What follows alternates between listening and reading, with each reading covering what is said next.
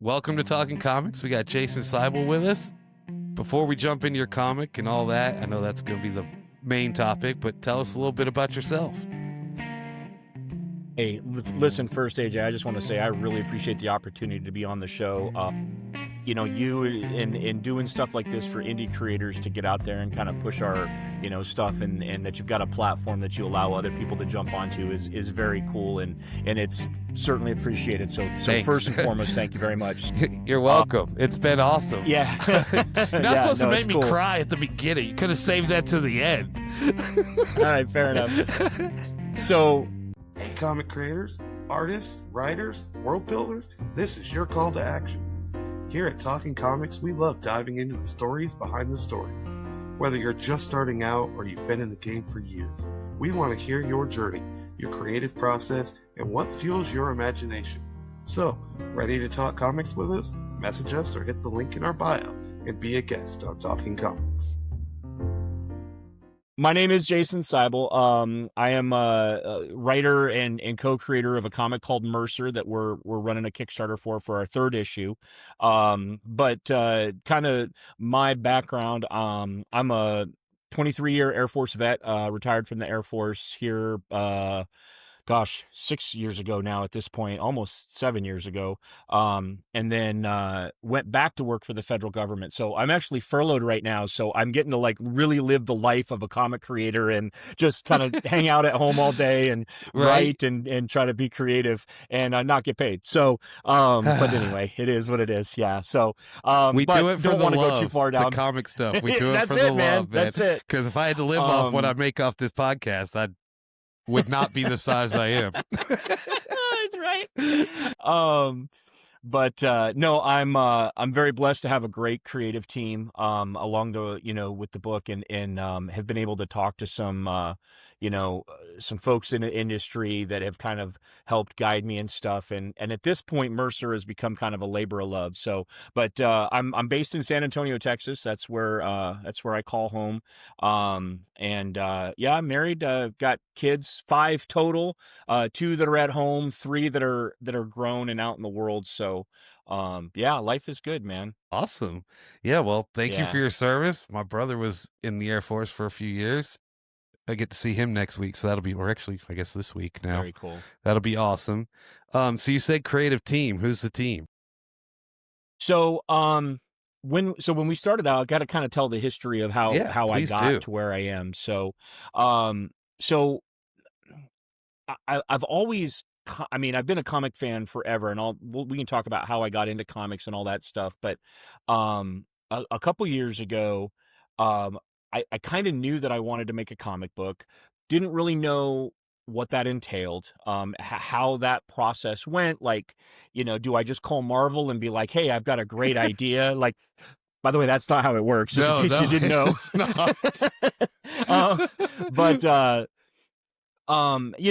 So I'm on Twitter or X, or I don't know what you call it anymore, but anyway, that one, right? And I happened to see this guy by the name of David Van Dyke post a tweet about I'd really love to draw a G.I. Joe comic or something like that. And I'm a huge G.I. Joe fan. G.I. Joe is what got me into comics way back when. And so I didn't know who David was at the time. And so I just responded. I was like, dude, love to team up. I've got a great idea how to reboot G.I. Joe. And this was the time when G.I. Joe had left IDW before it had gone to Skybound. So in that limbo phase where nobody really knew kind of what was going to happen. So he sends me a DM and he's like, what do you got? And I'm like, what do you mean, what do I got? And he's like, well, you got a story? Let's hear it. So I had this idea of how to reboot G.I. Joe. And so I literally had a kind of an outline and I sent it to him. And I was like, and he's like, dude, you're really good. So turns out David has done pro work for Image, Dark Horse, Dynamite, I think Boom. So he's done some stuff, lived in that world. He's worked for Robert Kirkman. He worked for McFarlane. He's done some stuff in that, in that space. And so we kind of just started talking and he's like, well, we're not gonna do G.I. Joe. G.I. Joe's already with Kirkman. It's going to Skybound. He already knew, he had the skinny on everything before it kind of, and I was like, okay. He goes, but he goes, your writing is dope. He goes, we need to do something. And so we started to develop what eventually became Mercer. The plan always was is that I was going to write it, he was going to draw it, and then but we didn't really know where the money was going to come from. I had never run a Kickstarter before, and so he ended up getting some paying gigs, and so that partnership for that part of it kind of fell apart. Our friendship endured, but he's just like, look, man, I can't work on this. I've got gigs that are going to pay and whatnot right now, and I'm like, totally get it. So I kind of shelved it for probably 6 months, 8 months. And then I was like, I really want to do this. And so, I ended up finding, an artist, a European guy, as a lot of us indie comic, writers do. And so started developing the character. David and I had signed a kind of a co-ownership deal of the IP, so that he still, was kind of involved, but more as like a silent partner than anything else, because he did help me kind of come up with the concept. So I had an artist from Europe and then a colorist from Africa. And so the three of us did issues 1 and 2, ran 2 successful Kickstarters, and published issues 1 and 2. As we got ready to kind of roll into issue 3, one of the challenges that I was facing was the artist that I was working with. His name's Raphael Ter-Stepanov, very talented guy, really, really like his art. But he just wasn't working at the speed that I kind of wanted him to, which I think is a challenge that a lot of indie creators face. But it was really, but the time between issue 1 and issue 2 was almost a year. And Okay. so you really lose momentum when you do that. If you're starting to develop a reader base and everything, it wasn't quite a year. It was like 10 months. And so I'd had a couple of conversations with him of like, hey, I think we need to move a little bit faster. And he, just for whatever reason, whatever else he had going on in his life. And I think he was working on some other projects, like as a lot of, artists do, he'd taken on a lot of work. And so we amicably decided to kind of part ways. And at that point, David was ready to kind of come back to the book. And so it kind of worked out perfectly.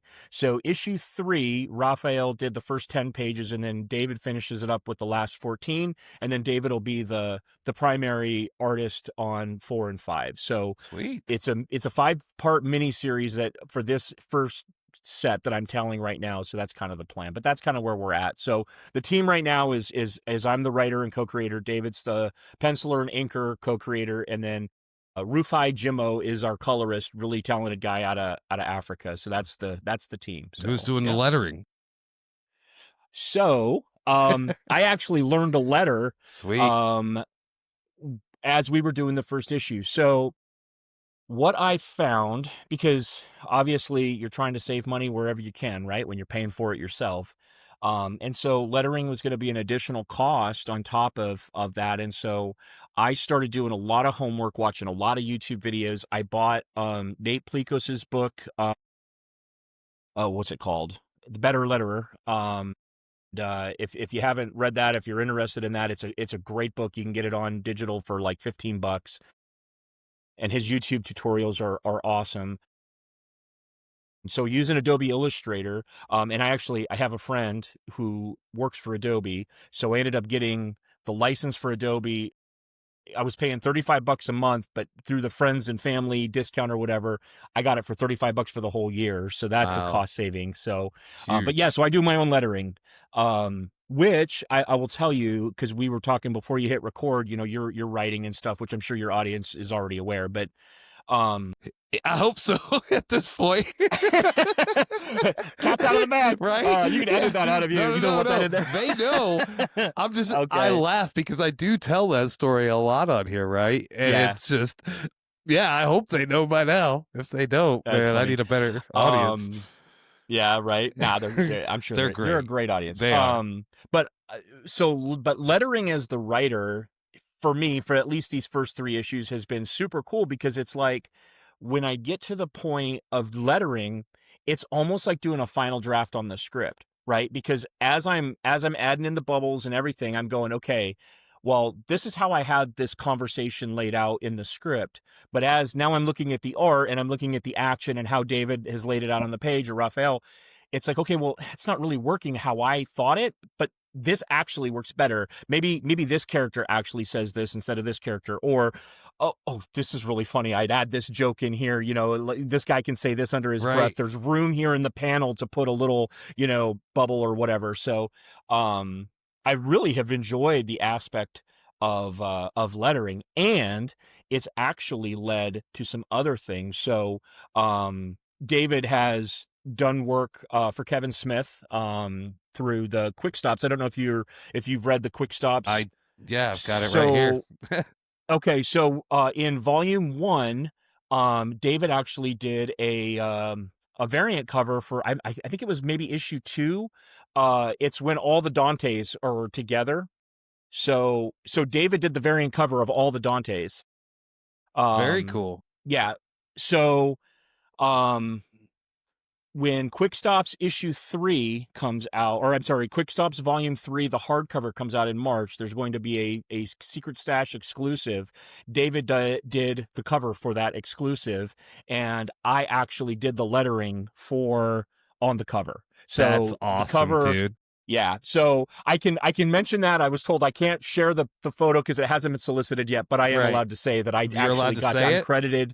I'm allowed to say it. So you've worked for Kevin Smith. That's awesome. I have worked for Kevin Smith. That's every nerd's dream, right? Yeah, bro.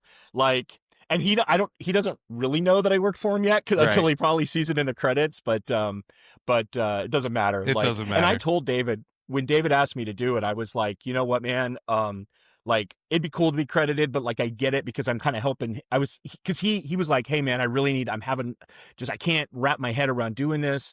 And I was like, yeah, man, I could do it. And so he's like, well, I don't know if you're going to get credited. And I was like, dude, just to know that I did it would be cool. But then, as it came through, through the editors and stuff at Dark Horse, and they said, how does this need to be credited? And David was like, well, art by David Van Dyke, lettering assist by Jason Seibel. And so he's like, that's what I sent to him. We'll see what happens. And then got another email saying, all right, here's the credits. And there it is. And I was like, heck yeah, that's so cool. So anyway, so yes, cool. I have done lettering on a Kevin Smith book, which is super cool. So that's amazing. But like you're saying, in my book, so my artist is Mike Elchier from Dork Art Studios, and he's doing the lettering as well. So he's doing the art and lettering. I wrote the script. But like you were saying, when he does the lettering, he makes the story better because he'll change a couple things here or there, add a word, or the picture might make up for a word that I put in there, right? And I think that's so cool. And it's really cool to see artwork come back, that out of my head. So that's his interpretation. Coolest part that I found now, like I said, 3 issues in of making a comic book. So I actually self-published a novel on Amazon during the pandemic. So 2020, 2021. Mm-hmm. And that was awesome. It was a great experience writing it. And it's a full 327 page, I think, novel. And going through the experience of doing that and the discipline of getting up and as a fellow writer, you can certainly understand. But I said, if I'm going to do this, I'm going to be very disciplined about it. So, I would get up every morning at 5 a.m., go down, make my coffee before the rest of the house was up. And I would sit at my desk and I said, I'm going to type 1,500 words every day. And it's about an hour, right, to write 1,500 words. And sometimes it would be really good, and sometimes it would be not so good, and there was a lot of delete. But I wrote 1,500 words every day, at least. And about 6 months of doing that, I had a novel. And so anyway, so I self-published, but I just say that to say that when you write a novel, it's all you, right? Everything comes from you, but doing a comic book with the collaborative, piece that goes along with it. And you're like, I thought about it up here and I was able to put that on paper and give it to an artist who gives it back to me. And you're like, that's as Incredible. Cool as what I thought, or even more cool. Yeah. More cool. Every page is more cool than whatever I thought. Every time. Yes. I there's a can't do double the art. page. No, me neither. Dude, I can't draw stick people. I was on a podcast a while ago. Uh, it was like a Draw With Me podcast. Demon Okay. Potatoes is the comic. She's a gal out of Canada. Really cool. She's really, really sweet. But it's, you have to draw. If you're on the podcast with her, you have to draw. I'm like, dude, I can't draw. Like, I just want to talk about my book. And she's like, nope, you got to draw if you're on the. And so I watched a Todd McFarlane video earlier that day of like how to draw Spider-Man or something, or Wolverine. I don't remember what it was, but it was like how to do a profile. And so that's what I did. And I mean, it was horrible, but she's like, hey, we're here, we're drawing, we're talking. And I'm like, okay.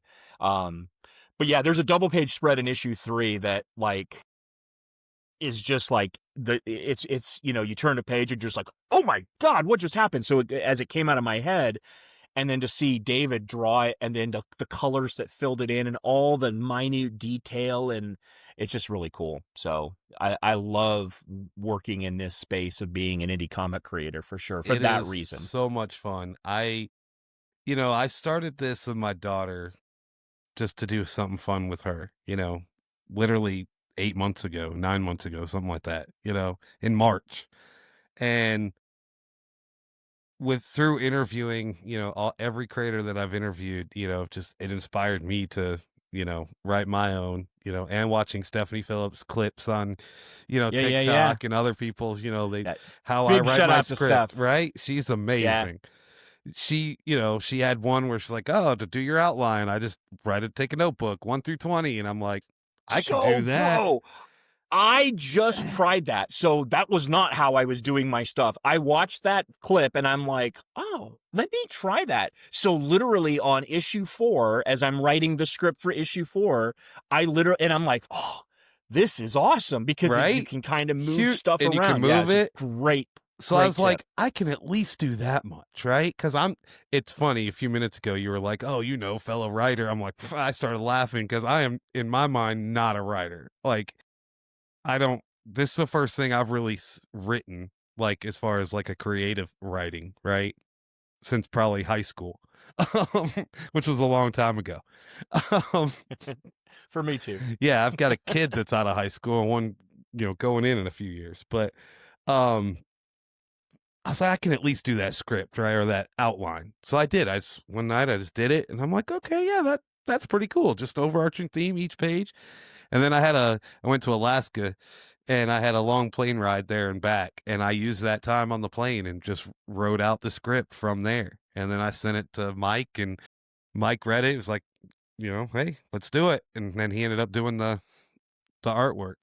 And it's super cool. It was so cool. Yesterday I got to go to a convention, and do you know any of the Homebrew Comics guys? Homebrew, they do. So I know the name Homebrew Comics, but I don't know any of the. They're all around this area, the East Coast. Usually, sure. One's out in California, I guess. He flew in, but I was able to. I did the first interview I ever did was Chris Saloff, who did Crit from Homebrew, and I got to meet him and all of the guys yesterday. They each wrote a comic, and there's 4 of them. But they're all fans of Mike, who's doing my artwork, because he's put out his own books, and they're amazing. And it's just really cool, like, to start really meeting people in person. And, I just can't wait. Next year is going to be phenomenal with all the conventions. So I'll say meeting fellow creators in the indie kind of circuit has been very helpful too. Like, obviously watching folks that operate in the pro world, like Stephanie, right? Of course. Mike Choi. I don't know, you ever watch Mike Choi stuff on TikTok? Yeah. So Mike's here in San Antonio too. Is he? Okay. He is. Yeah. He's a San Antonio guy. And so watching those guys, I find to be very helpful, but they've made it, right? Like, they're at the pinnacle of like what the rest of us aspire to. But talking to guys like you and me that are still kind of in this indie world and really trying to claw their way up and stuff, has been extremely helpful, because it's like, you learn little things, and there's guys, varying levels, right? Like, I don't have the bandwidth to do this full time. Like, this is making comics and going to conventions and stuff. That is not my full-time gig. Like I said, I mean, by day, normally I'm a federal employee. And so I've got a day job and all of that stuff. But the ones that I do get to go to, like, I really, really enjoy being able to kind of work in that space, sit alongside these other creatives and just kind of, chew the fat with them, go back and forth and like, hey, what did you do here? Did you encounter this or on your Kickstarter? Like what? So it is a really cool space to be. And I'll tell you, there is sometimes, just kind of going back to a point that you just said, there is a little bit of imposter syndrome sometimes. Like, am I really a comic creator? Well, guess what? Right. You've got a comic book sitting behind you, bro. You're I a comic do. book creator. I've got a stack of my books sitting right here on my desk. I'm a comic creator. Like, okay, I don't have the numbers that, Rob Liefeld does Right. or Jim Lee, but neither did they when Neither they were did they. here. That's and right. yeah, so I'm excited I'm to continue embracing it. that. So Yeah, I'm excited to Yeah. continue, get this one done, and then, start doing conventions for the book and the podcast, right? And Right. then I already have like 3 more, ideas, and one I've got to start the scripts, so we'll get there. Yeah. Well, so, and I found just in my stuff, like Mercer's the focus right now, Mhm. but I've got like 3 other concepts that are in various stages of development, right? So, so David and I, before pulled him back onto Mercer to be full time, he and I were developing Starlancer, which is going to be our next project, Sweet. which is a sci-fi kind of epic, that we've really we have a first issue, 44 page, like a double-sized first issue, and he's already done a lot of artwork for that as we were kind of developing it. So I think once we come out of Mercer, the plan is to go into Starlancer with him, and then I've got some other stuff that I'm working, to pitch, because there are companies out there that will take pitches, even if you don't necessarily have an artist to sign. Like Mad Cave is one of them, Right. that if you've got something that you don't have art for, they'll still take a pitch, and to potentially, if they like it enough, hire an artist to come on as a team. So I've got some other stories, but working on, I have found, for me, working on something kind of releases the logjam of creativity. And so it's like, Right. oh, I've got this idea for this story and this idea for this story. And it's just like, all right, I got to sit down and focus. Like, all right, which one do I want to write first? So I curbed that a little bit so mine is all based off of the mascot, Panel Pete for the podcast. Yeah. Right. We are beyond excited to share the Chronicles of Panel Pete, a brand new comic coming in early 2026. Written by Talking Comics podcast host AJ Reimann and co-written and illustrated by Mike Algier, Dork Arts Comics. Panel Pete is a heartfelt comic about courage, imagination, and the hero within. Sure, he may stir up a little mischief, but at the end of the day, he's the hero we all need. Expect variant covers, exclusive merch, and much more. Follow the links in our bio, hit that notify me on launch on Kickstarter, and join us on this adventure. So they're going to be a series of one-shots. The beauty of a mascot is I can put them in anything, in any timeline, any error, right? So the next one, this one's, modern, fun, story. But then like the origin story is going to be like a medieval type story. And then That's cool. I love Western comics, like the Deadly Tales of the Gunslinger and right. Oni Press just won the Outlaw Shadow something they just released. Was really good. So I could put them in a Western, you could put them in any era. And so it'll just be one shots instead of, like a whole series. So that'll be a little easier. That's a good idea, actually. I'm enjoying kind of doing the multi-chapter. So when I came up with Mercer, and this is something I've talked about with other creators too, like, I don't know, like when you've talked to people. So let me preface everything I'm about to say with, I think what you're doing is very smart, because what I've seen a lot of like new creators or guys that haven't even created yet that like want to create go, oh, I've got this idea for this multiverse, and there's these four teams of like superheroes, and there's like 50 characters, and I've got like the first 150 issues planned, and I'm like, what are you doing? Like, don't do that to yourself. Right? Like, rein it back in. Like, Come up with You a know, 4 do a book one-shot. story or something, or a There one you go. shot. You know? Or a one shot. Yeah, exactly. Like come up with a story that you can tell in 4 to 5 issues, you know, at the most. Because it ain't cheap to do this, right? Like if you're doing it the right way, it's not cheap. It's not cheap to pay your artist and your colorist and your letterer if you're not doing your own stuff, and you know, printing the book and mailing the books and all that stuff. That's why we all have to do Kickstarters or Indiegogos or what's the new one? Fund My Comic. I didn't know there So was. that Fund yeah, My so Comic. that's a new one. It's called fundmycomic.com. And so they just do comic books. So that's the big thing that, you know, like, so scale back your ideas a little bit. Agreed. Like maybe Mercer does run 100 issues. If it does, hallelujah. But That's awesome. Right. That's not where I've started, right? I've started like from issue 1, I knew that I'm telling a 5-issue story. It's a story told in 5 chapters, right? It's a 3-act story told in 5 chapters. I knew that from the beginning. I have the whole thing mapped out from page 1, issue 1 to page 24, issue 5. Like the whole thing is mapped out already. Because I knew going in, like, hey, I need to, you know, I've got other stuff I want to do. You know, I'm not planning on running this forever. And so now, if something happens where, you know, there's somebody that says, hey, we'd like to see another 5 issues. Okay, well, I have ideas for more Mercer. Do that. I can do that. Show me the money, as the movie says, right? Like, you know, so, but yeah, that's one thing, man. Like, don't set out. You're not Chris Claremont, right? You're not setting out to write a 200 issue run on a book. Like, just not gonna happen. Rein that back in. I mean, it might. It could. But, like, don't start out that way. But for indie, you know, what I'm noticing with like T.S. Luther, with Jimmy Robinson, with Jared Rowe, you know, they're all the Invader Comics guys. You know, they all got they're published through Invader. That's what's helped them the most is they have 4 books, 5, you know, 4 or 5, 6, 7 that are already done, right? And like, all right, here you go. It's only 4 issues, right? For TS the Digger, it's going to be 4 issues long. And that's a lot easier on the publisher side to swallow. Okay, taking a chance on 4 versus 150, you know. So you're 100% correct. That's literally like advice or kind of concept number 2 that I've learned. Like, if you want to pitch your stuff to an established publisher, whether it's something as big as Image or a Mad Cave or a Dynamite or a Boom Studios or Invader Comics, you know, Antarctic Press, any of those guys that will take pitches, right? Don't say, hey, I've got this idea for a 300 issue, you know, omnibus, right?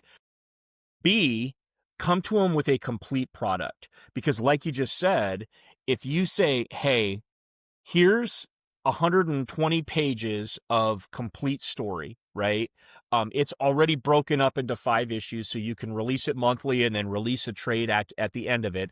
I mean, it's still not guaranteeing that you're going to get that deal, but it's a lot more palatable for the publisher to say, hey, I mean, the risk is a lot less on us, like you said. You know, we don't have to worry about issues being late. We don't have to worry about anything. Like, it's already done. So, again, another huge piece of advice that I've learned kind of doing this for the last 1.5, 2 years, you know, in that regard. So that's it. You've only been working on this for a couple years? Yeah. So, yeah. Yeah, I guess That's it's awesome. we're coming up. Yeah, not even quite. I think, man, I don't know. I've lost track of time. That's fine. What day is it? I want to figure out. So I want to figure out, you know, how they take one shots, because I might start submitting Panel Pete here soon. So to Invader, or Mad Cat, or somebody, Oni. You can absolutely. So I know for sure Mad Cave will look at one shots, and they've got a submission portal on their website. It's really funny to me because Image does. I did not set out it to do this to get published, right? My focus is the podcast mainly, right? Right. Meeting the people, giving, as you said in the beginning, like you almost verbatim, like I don't really talk about my mission statement that much. I'm still kind of building the business behind the scenes. But it's exactly that. It's giving a platform for other indie creators to have a voice in the industry, right? Give them a place to come on. I don't care who you are, you know what I'm saying? Like, there's no, I'm not gatekeeping access to this podcast per se, right? And that's like what I want to do. That's like the focus. And the comic was almost secondhand because I got inspired because of everybody else doing it. I wanted to go through the process and know what it was like, right? So it's like, okay, I'll just do a one shot, right? Cool story, see how it works. Mike's been freaking fantastic with the artwork. It's going to be, he's amazing. And he's working on his own books, and now he's sending it to me to read to, like, well, I mean, he's already had his other books, but he's working on a new book. And he's working on the script, and I've been able to read it and give him feedback, and it's been amazing. But now I'm like, okay, well, let's just continue the process. Let's submit it. What are they going to say? No? Like, I don't care. Yeah, but it also gives you an in, right? Well, you might say no to this, but send me somebody else you've already published to interview. So but they might say yes. They might say yes. And if they say no, then you're in the same place you were before you asked them. I mean, I'll still sell it at conventions. There you go. Yeah, 100%. So, that was one of the other things that I did early on before I started even really kind of going down the road is in Texas. Texas is a very veteran friendly state. And so you can actually establish an LLC in Texas for free if you're a vet. They waive all of the fees and the franchise fees and all of that stuff. And so, so I established Alamo City Comics, as an LLC, kind of like immediately, right? Like, so I'm also publisher of it as well. So, and then, that allowed me to, so I've got a web store, alamocitycomicsllc.com. And so, I sell, issues through that as well. And so, but that's one of the things, like, okay, so if I never get published by Image or Mad Cave or any of these other places, I still own all my own stuff. I own my own label, so to speak, for whatever that's worth. And, I'll tell you, it's, but it's, I don't know. To me, it's very rewarding. Like, I've done some small cons, here in San Antonio and stuff. I don't really, like I said, again, I don't really have the bandwidth to do it full time and travel, but the ones that I've done, I've had guys come up and say, hey, I bought issue 1 at the last con that I saw you at. I wanted to make sure to come and buy issue 2 from you. Like, that's awesome. Dude, that makes me like, I'm like Excelsior. Like, I feel like Stan Lee, bro. Like, it's, right. Like, I mean, that somebody liked my nonsense enough to come and be like, hey, I really liked the first one. I wanted to come back and get the second one. And hopefully, they come back and get the third one and the fourth one and the fifth one. And then when I move on to the next thing, I've got that name recognition. So yeah, and hopefully you're building that mailing list and, all that kind of stuff on the back end too, right? Trying to. Me too. Yeah. Trying. Yeah. One of the frustrating things I'm kind of facing right now, and again, I certainly do not want to take this down a political track, but with this shutdown, right. A lot of my fan base and my backers through Kickstarter were military guys and government civilian employees that I know, right? Friends and family. You talk to just about anybody. The Kickstarter's running now, right? The Kickstarter is running now. Right. Like, as of the recording, timing. I don't know when this is going to air. Well, this week. Yeah. 100%. Yeah. The timing sucked. Like, I mean, but I've got friends that have backed every 1 and 2. Right. But it's like, now it's like, okay, do I float $50 to this Kickstarter, or do I feed my family for a week? You know what I mean? Like, and that's a crappy situation to be in. So it's just like, please open the government, right? So that I can fund my Kickstarter. No, I'm just joking. There's much more important things than that. But I mean, for real, it's, and it's, so it's been, there's been some frustration, with it, just because of that. Like, it's been going much slower than the other ones. Like, with my other 2, I funded easily, and then it even exceeded my goal or whatever. And now, I think as of this recording, I'm at like 35-40% funded, which a lot of times kind of there's that push at the end, and how much time's left? Obviously, As of right now, 9 days. It 9 days. ends the 19th of November, I think at like, what? Yeah, so it's 9.5 days. So It you have ends like the 10 19th of days. November at like Yeah. 10 a.m. Okay. Yeah, so like 10 9 days. days. Yeah.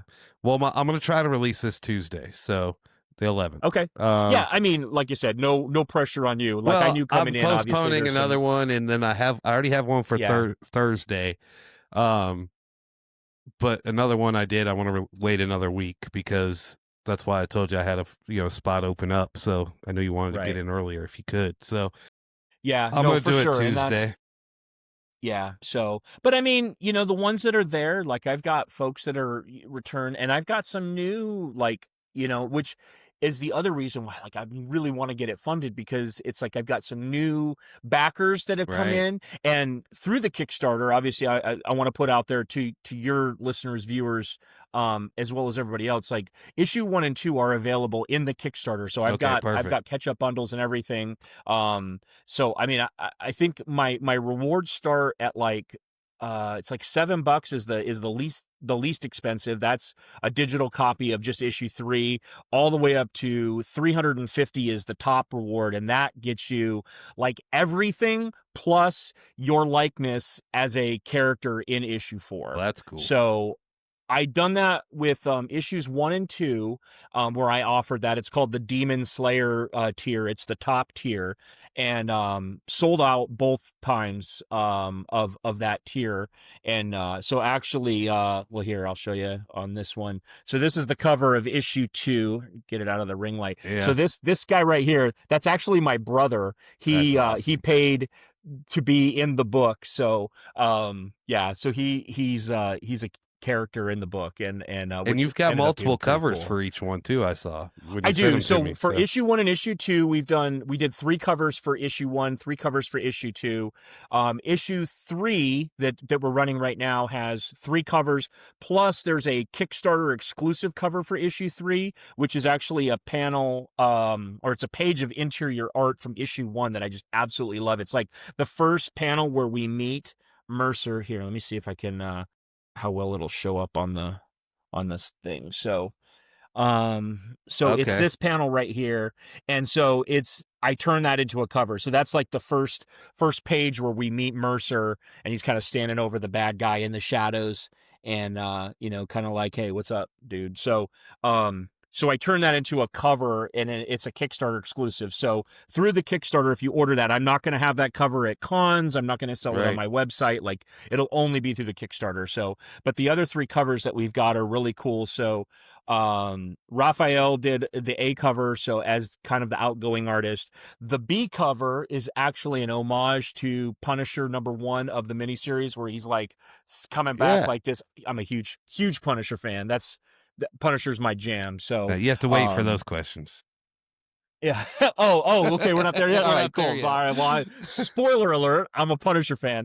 And then the C cover, the girl that actually designed our Mercer logo, she's kind of an aspiring artist, and so I said, hey, do you want to do a cover? And she's like, oh, that'd be awesome. So the C cover for issue 3 is actually Madison Cook, which is our female hero, Mercer's partner. It's a cover of her standing there, so it's pretty cool. That's awesome. Pretty excited. So, and all those covers are shown on the Kickstarter. I'm sure you'll have a link or something in your show notes. For sure. Links will be in the show notes, descriptions, wherever. Perfect. Yeah. So so that's how we do that. I love the variant cover idea. We've got I think 3 at the moment, 3 or 4. I want to get a couple more. I love variant covers for my comic. So I'll tell you, if you get to the point where you do a Kickstarter, that again, picking up things from different guys that I've talked to, there's a guy named Jeffrey Cotton who I've read a couple of his indie comics, but he's got one called oh man, I can't believe I mentioned his name, but it's is it Comrade? I don't remember. It takes place in the 80s, and it's about this Russian KGB agent that comes to the United States and then goes to work for the mob. So it's a pretty cool idea. It's a pretty dope comic, but I stumbled onto his Kickstarter, and so I had messaged him, and we were talking back and forth, and this is before I ran the Kickstarter on my first issue. Okay. And he looked at my Kickstarter and he goes, bro, I don't even know how Kickstarter lets you publish that. I was like, what do you mean? And he's like, there's nothing there. And I'm like, well, I mean, the information. He's like, man, we are in a visual age. He goes, go look at my Kickstarter. So I went and looked at his Kickstarter, and he's got covers, and he's got interior art, and he's got banners, and he's got all this cool stuff. And I'm like, yeah, mine's not that good either. I need to update mine. So, bro, look at mine. I mean, not that I have the end all be all, but right. Dude, no shame. I straight copied everything that Jeffrey had done on his. And one of the things that he said was, variant covers, like backers like to get the different covers and stuff. So that's kind of that's kind of how I've held with the 3 different covers. But I didn't see it. I looked at it, but I read the first issue and most of the second issue. You sent me the first 2. I did. Did you do a retailer pack in your Kickstarter? I did not. You did not? Okay. That's something I'm going to do. Yeah, I mean, I've thought about it. So, like, my book's on the shelf at Heroes and Fantasies here in San Antonio. Sweet. If you're a San Antonio local fan, Heroes and Fantasies on 281 is the largest comic book shop in the state of Texas. It's huge. So they're super cool. That's my LCS. That's where I go every Wednesday and buy my books. But they've been very supportive. They're very supportive of the indie community. They've got an indie wall where they put indie creators that they obviously take on consignment. It's also on the shelf, Doc's Basement, and I'm not sure where that's at, but it's somewhere in North Carolina, I think, or South Carolina. It's called Doc's Basement. So David is in the Carolinas somewhere. I apologize. I don't know if it's north or south, but anyway, it's that's his LCS, and so it's actually on the shelf there as well. So sweet. I just need to like pound the pavement, because there's a lot of shops between San Antonio and the Austin kind of metro area. And I just need to pound the pavement and find out which shops will take it. Like I said, I haven't yet, but I should. But I did not to answer your question, I did not do a real retailer pack and the Kickstarter. So yeah, I feel like a lot of shops would, do well with the indie stuff. Like if I ever open a shop, which, might happen one day, I would, I'd basically have a whole indie wall. And I haven't thought about like having these little cards, instead of like new this week, it would be like little cards with QR, like a picture, like if they've been on the podcast, put like a little QR code to the podcast episode. That'd be kind of cool. Idea. Yeah, that's a great idea. And have the studio in the store. Yeah, well, yeah, so that, like a secret stash kind of deal. Right, kind of like secret that. Stash? I have not. My oldest daughter's gotten to go, but I have not been there yet. It's awesome. Have you been? Dude, I have. We... next year, I'm going to go to Terrificon. So Mike, he lives in Connecticut, and he goes to Terrificon in August every year. So I'm going to go. Might be the first time I meet him, maybe, in person. He's super nice guy. But I'm going to go. They're all super awesome. I got to go, it would have been, it's a long time, 10 years ago now, 2015, I think, summer 2015. Sweet. My mom's family comes from upstate New York, and so we were in upstate New York at a family reunion kind of deal. I talked my wife into driving 4 hours out of the way to go down to New Jersey. Okay, so what part of upstate New York? About an hour and a half from Syracuse, Watertown, New York area, is where they're from. So yeah, the North Country. Yeah, I grew up in Elmira, right outside of Elmira, New York. So which is just south of Syracuse and Rochester and all. Yeah. So yeah, that's my mom's whole side of the family. So anyway, but yes, the stash, they're all cool. I know Walt's not there anymore. He's kind of semi-retired, but Mike is super nice. Mike was there the day my daughter was there, and she FaceTimed me, so that was cool. Well, very quick secret stash story. Please. So we got there. So I like I said, I talked my wife in. My wife is very cool. She puts up with a lot of my nonsense. So we get there, and we went and had pizza at like Leonardo's or something right there in the town, and then went to the secret stash, and literally the show Comic Book Men was on at that time, right on AMC when they were doing that show. So I mean, it was very like they still had the store set up, because the counter that you see in the show Comic Book Men was not the actual counter that was set up for the show. The actual counter is like in the front of the store. So, but literally walk in and Mike's standing right there. It's like, holy cow, it's Mike Zapsik, And so like, hey, really big, great to meet you. Oh, let's take a picture, And so he's all super cool. So, I bought a copy of Batman Cacophony, which was written by Kevin Smith, and then Walt Flanagan did the art for it. And so in the trade paperback. And so Walt's there, and I was like, would you sign it? And so he's like, yeah, absolutely. So he signs it. And then I also had all of the single issues of Widening Gyre, which was the sequel to Cacophony. And so he signed all those. Well, then he goes inside the front cover of Cacophony and does a remark, like a quick sketch of Batman in the cowl, like from the profile. Like awesome, right? I was like, this is so cool. So my daughter, who's now 15, but at the time was like 5, she grabs a copy of My Little Pony off the shelf, and she's following Walt around the store. Will you sign this one, Mr. Flanagan? And he's like, well, I didn't draw that. I don't think I can actually legally sign it. And she's like, oh, will you sign my daddy's? And he's like, well, I drew these. He's trying to explain to her. Right. So fast forward, like, I don't know, 6, 7. I almost did it. I got kids, man. 6, 7. So fast forward like 6 or 7 years, and Kevin Smith is in Austin, touring Clerk, the documentary about his life, that his buddy made. And so I go to see him, and afterwards he's doing a Q&A. Well, I was going to ask him, because he had not started Secret Stash Press yet. That news was like getting ready to be released. Right. My question, I'm in line to ask him, hey man, are you ever going to get back into doing comics? Donny Cates, you know who Donny Cates is? Creator of Noel the Conqueror, wrote Incredible Hulk Forever with, anyway, he's in front of me in line. Like, I didn't know who he was at the time, like looking at him. And he's like, hey, Kevin, Donny Cates, I work for Marvel. We've met. He's like, hey, man. And I was like, what? And he's like, are you ever going to get back into comics? So literally Donny Cates stole your question. Like right before. Yeah. And so Kevin tells him, yeah, we're getting ready to announce like the Secret Stash Press and blah, blah, blah. And he's like, all right, man, cool. Thanks.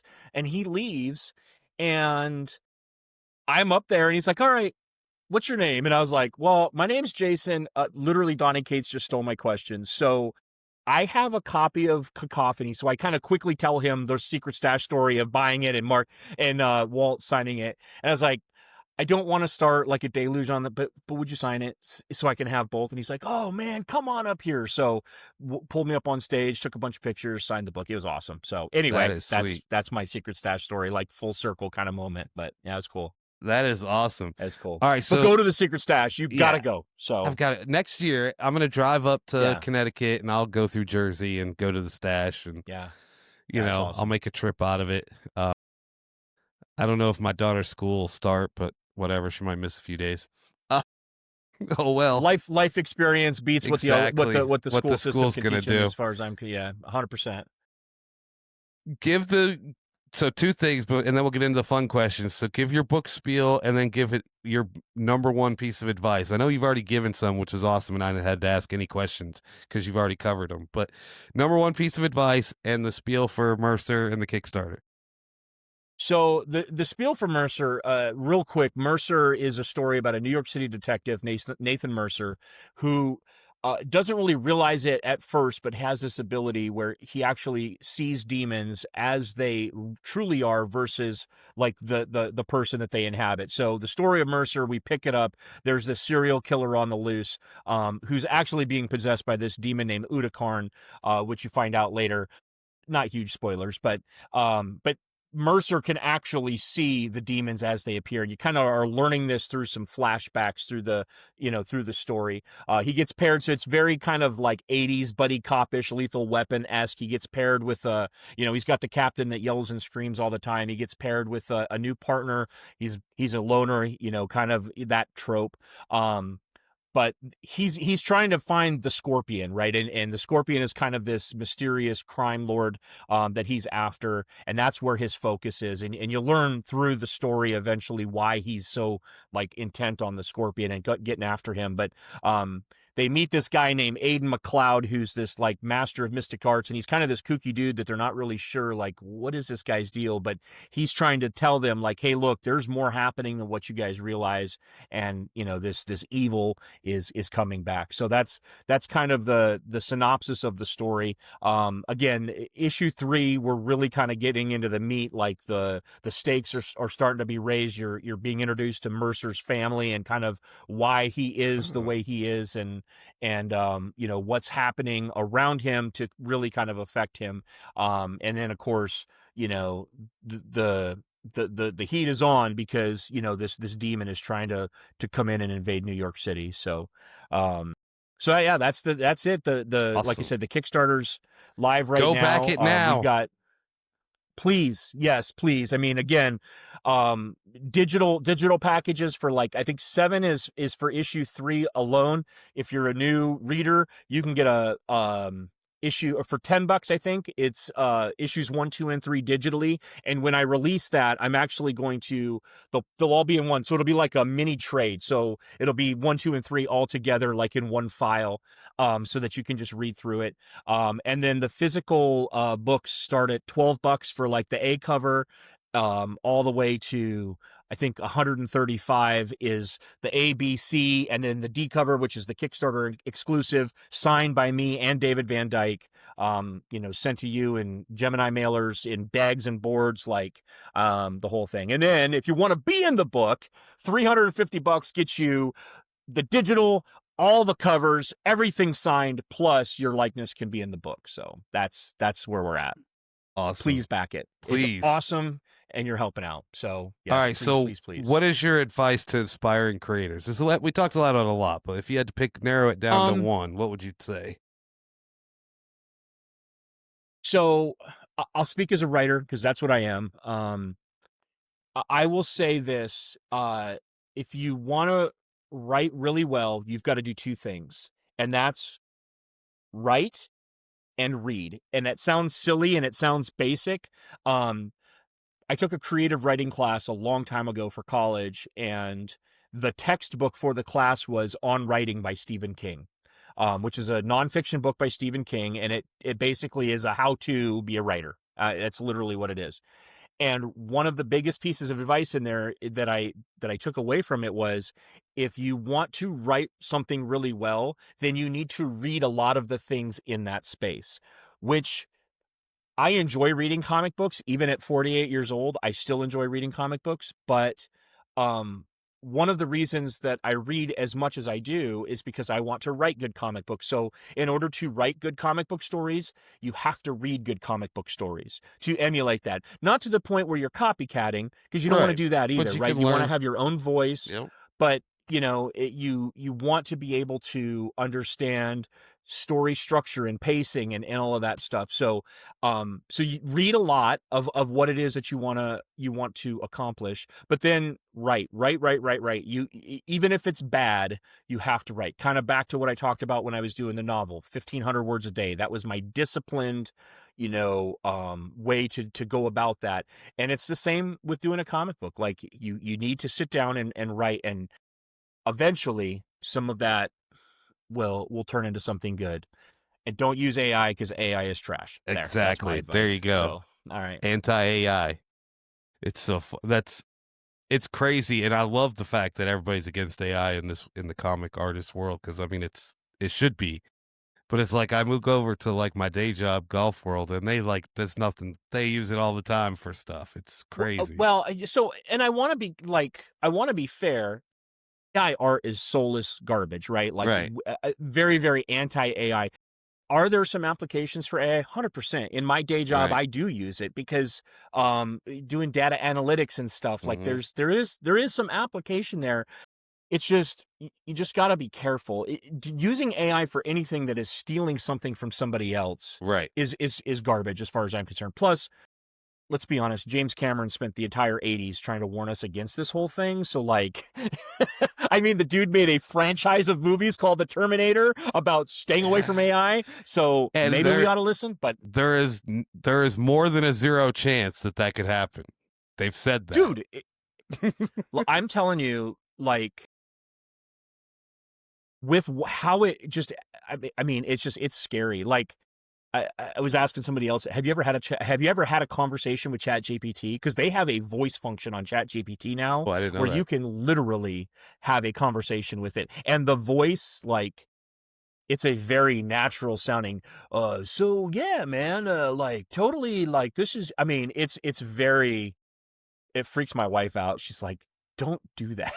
Stop talking to that thing. And I'm like, because I was doing something. What was I doing? Oh, my daughter's computer was having an issue, and I was like, I had it on sitting next to me, and because I'm trying to troubleshoot this computer, and it's a very good source to do something like that. Correct. Like, hey, Yeah. it's giving me this message, and what does that mean? But I didn't want to sit there and type while I was trying to, and I'm like, hey, so this is what the error code is saying, and he's going, well, that could mean this, and maybe you need a new hard drive. And my wife is like, shut it off. And I'm like, so are there some applications for it? Yes, absolutely. It's the world that we live in. But if you're an aspiring indie writer or creator, don't think that you can go use, well, just a creator in general. But I mean, if you're a writer and you're like, well, I can't afford to pay an artist, so I'm just going to use AI, then you're not a creator. You're a thief. As far as I'm concerned, you're a thief. And I will shout that from the rooftops.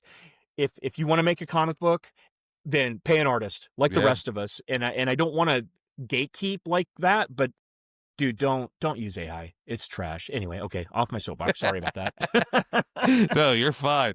I mean, there are applications. Like I had a friend who like diagnosed a problem with his car with ChatGPT, and it was a perfect fix. Yeah. And I was like, yeah, I never even thought about using it for that. So it's crazy. Yeah, it's Google on steroids. I mean, Right. for real, like just what it has access to and the accessibility. But yeah, anyway, all right, yeah. All right, now the fun question. We gave AI enough. We gave AI enough platform. Exactly. Right. You know, we got enough for the clickbait. There you go. Who was your first favorite superhero? First favorite superhero, Cyclops from X Factor. X Factor was my gateway drug into the X-Men. So there you go. I was thinking you were going to say Punisher, but you've discovered him later. So I don't look at Punisher. As I don't look superhero? at Punisher necessarily as a superhero. I mean, I guess he could be. So, but yeah, if you're talking specifically superheroes, all right, I might have to get more generic on the Cyclops. question. Interesting. Sorry. No, you're fine. We're all learning here. All right. Do you remember the first comic book you ever read? So, great question. The exact issue I think is lost to the annals of time and the recesses of everything in my brain. But G.I. Joe, A Real American Hero, the original Marvel run, was mine and my brother. I've got a brother that's 2 years younger than me. That was our gateway into comic books. So very cool. We were, G.I. Joe was our childhood, right? We had the toys and all of that stuff. Both of us grew up in Great Falls, Montana. And that's where there was a Circle K 3 blocks from the house. And every week we would walk the 3 blocks. I was like 9, he was like 7, back when a 9-year-old and a 7-year-old could walk 3 blocks to a gas station. And there's the spinner rack in the Circle K, and we would buy G.I. Joe, and it was like, one month I would pay for it, and the next month he would pay for it from his allowance, right? And that, to quote my buddy Deese, the only time socialism has ever worked is when you're sharing comic books with your brother. That's phenomenal. Yeah. Anyway, so that was our gateway into comics was G.I. Joe, but we didn't start from issue 1. And so I can remember being about probably 11, going to summer camp, and there was a kid at summer camp that had an issue that predated my entry into G.I. Joe, and it was, I gotta have it. And I'm like, so I traded him like some patches and whatever, like whatever you can for that issue. And I probably read that issue 40 times driving from Coeur d'Alene, Idaho back to Great Falls, Montana. But I'd asked him, I'm like, I don't have that. And he goes, well, why don't you just go to the comic book store? I'm like, a what? What's a comic book store? And he's like, dude, yeah, that's you got to have a comic book store. So literally get back home, don't even unpack my bags. My mom's, oh, I'm so happy to see you. Like, move. Where's the yellow pages, right? Because this is 1988, right? 1987. Right. Flipping through the yellow pages. Marvel Us Comics was the name of the comic book store in Great Falls, Montana. And I said, you got to take us to this place, you know? And so there it was. And it was like walking into that place was like, oh, and after that, man, it was over. So then it was, I discovered the Punisher, right? So you mentioned that. I mentioned that earlier. So I Right. discovered the Punisher, went all in on that. I discovered X Factor was very early in the X Factor run, probably, but I'm a completist. And so I had to have everything. So then I got a paper route, so I had more money to spend on comics. And so I bought everything X Factor, everything Punisher, and then it turned into Uncanny X-Men and then New Mutants and just it, you know, it ballooned from there. My brother was Ghost Rider, Spider-Man, Captain America. Those were his main drugs there, a drug of choice. And so, yeah, that was, you know, and it was hot and heavy for several years, right up until like halfway through high school when I discovered girls. Yeah, girls like, change our hobbies, and then we get in our 40s and we're like, well, back to our hobbies. Well, then you go, well, now I got adult money. I can go buy stuff. Exactly. Like, yeah. So anyway, yeah. So do you have any? In fact, this right here, this is a I don't know if you can see it. So that's actually the promo for Mutant Genesis, which was X-Force. So that was right off of the wall of that comic book store. They gave it to me after the books came out. I found it in a box of stuff when I was putting my comic book room together, and so framed it and put it up. So that's awesome. Cool. I got some cool prints behind this one that I'll show off in my next episode with my daughter. We got some cool signed prints yesterday at a convention. That's cool. Very cool. All right, your favorite current series? Are you reading any current series? I am. So let's see. I really am liking the Energon G.I. Joe from Skybound. I like what they're doing. I like what they're doing with that. What else am I reading? So I'm really happy that Punisher is back in comic books right now. Because they kind of got away from him for a while. Do you follow Punisher? I don't have any publisher yet. I'm a fan of the shows. Yeah. So I mean the Punisher for Marvel, he's been problematic probably for the last 10 years, right? Because it's like he kills people and he's, you know, and then, you know, there's the whole thing where people in the real world were wearing the skull that Marvel didn't really approve of, cops and military and stuff. And so whatever, like politics over there, I'm not talking about it, but I'm just saying, like, you know, Marvel really was turned off. And so let's see, I don't remember when it came out. A couple years ago, they did like a 12-issue series that Jason Aaron wrote, where the Punisher wasn't using guns anymore. He was a ninja. He was the leader of the Hand, which is like the Daredevil bad guys, right? The ninja clan or whatever.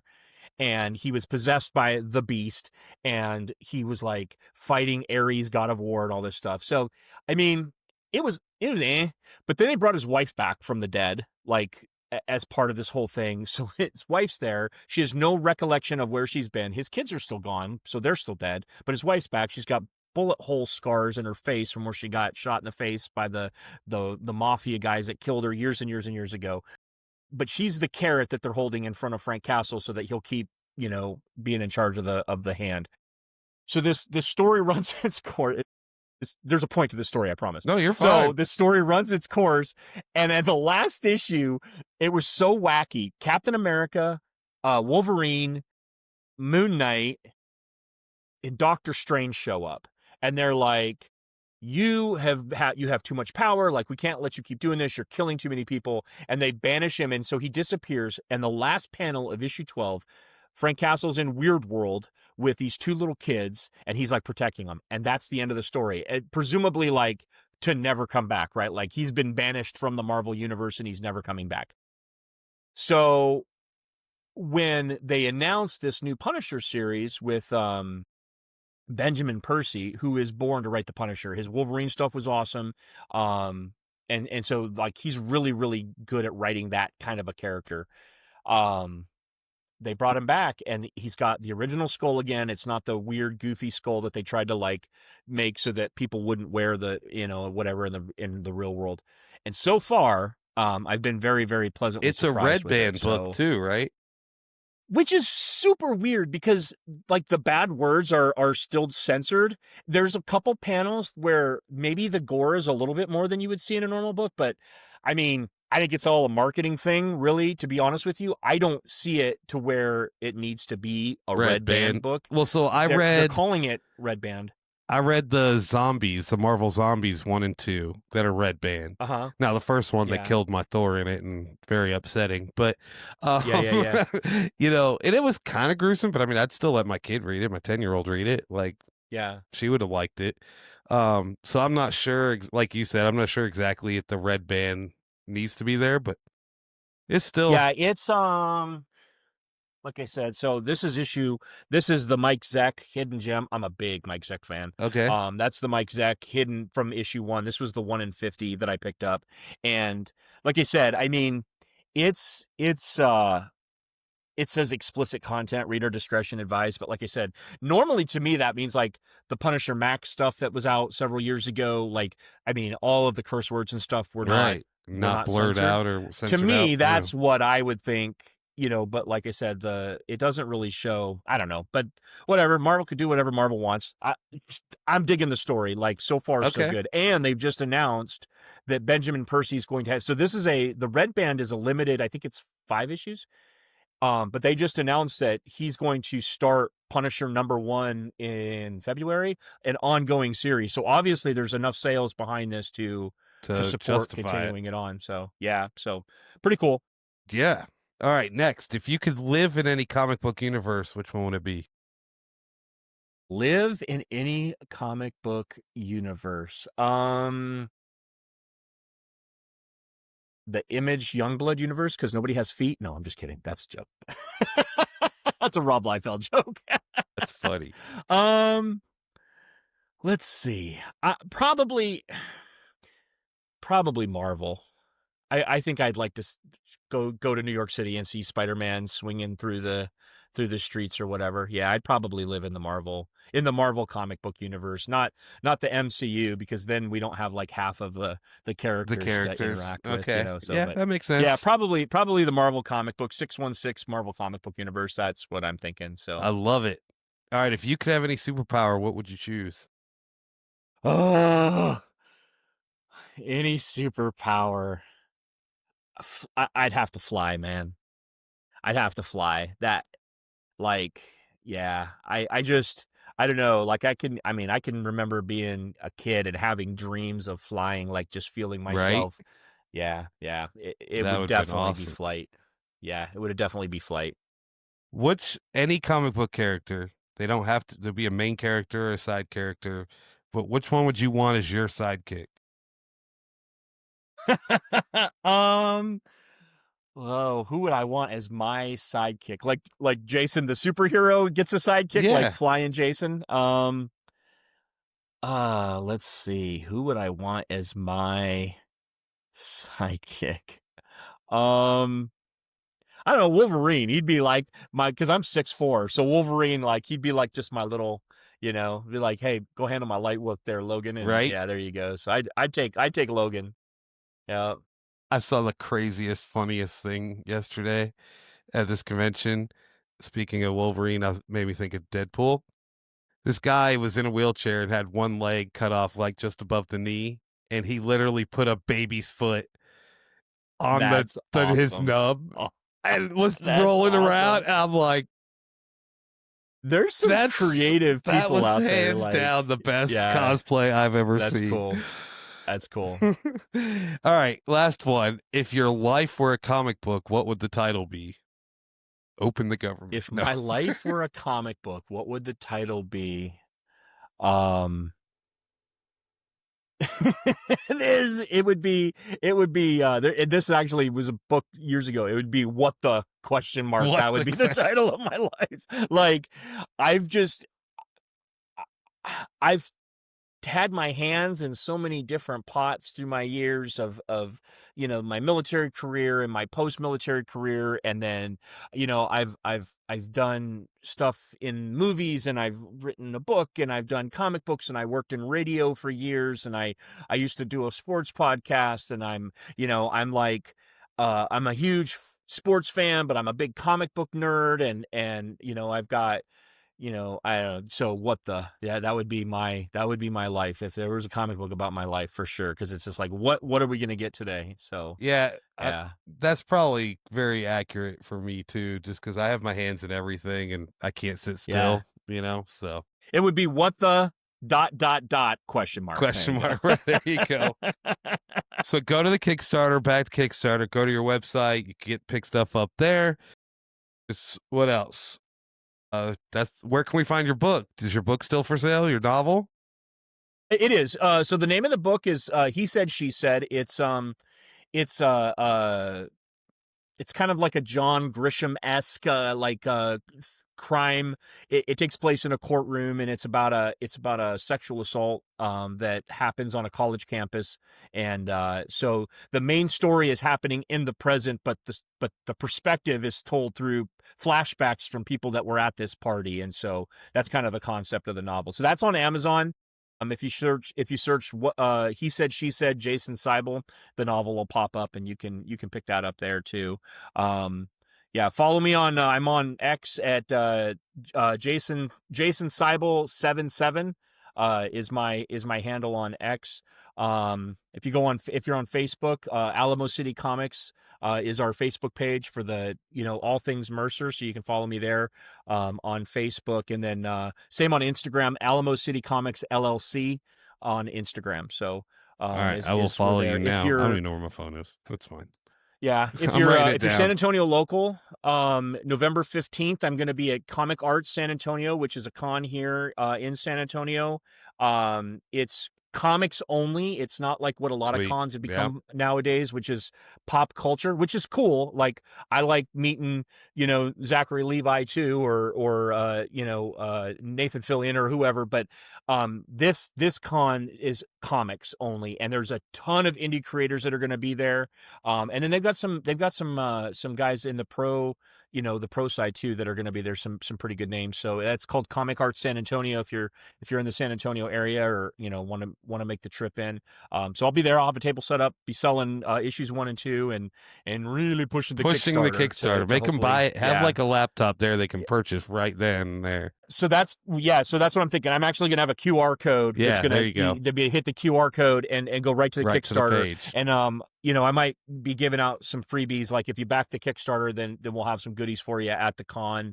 To give you, for backing the Kickstarter. So really need to make this push for the last 10 days or so and I'll get this bring it out over the finish line in a couple days, and by Tuesday, and so you can refer to that if you need to for whatever you need for that.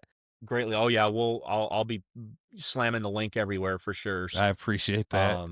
No, absolutely, man. This is cool.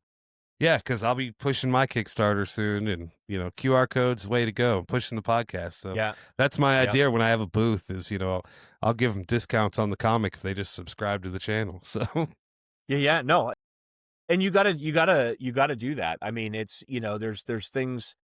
The way I look at it, honestly, like the stuff that I've already got printed, issue 1 and issue 2, like I've already paid for that.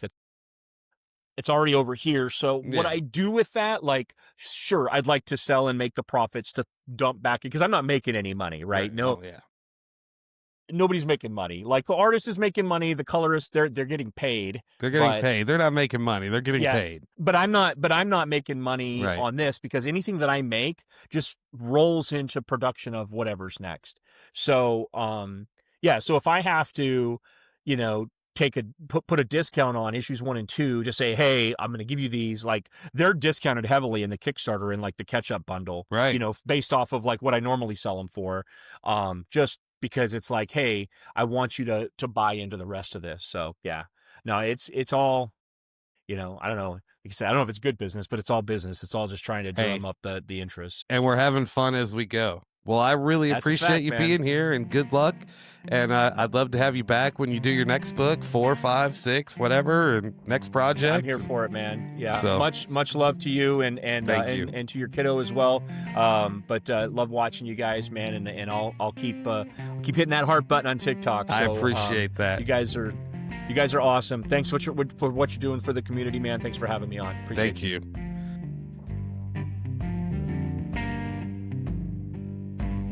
In a world of heroes, villains, and epic stories, Braha, Anakan, and their ultimate sidekick, Panel Pete, take you on adventures each week. showing off their comic book hauls, Fun trivia and games, honest reviews, and inspiring conversations with creators and consumers who make it all possible. Join in on the conversation. This is Talking Comics. Trying to start a podcast but feeling stuck? At Aquadio, we help creators make waves with everything you need to bring your voice to life. Hosting, recording, editing, and marketing. Whether you're starting from scratch or just need a little help polishing your sound, we're here to hydropower your creativity. Comment on this video or DM us today and let's dive in.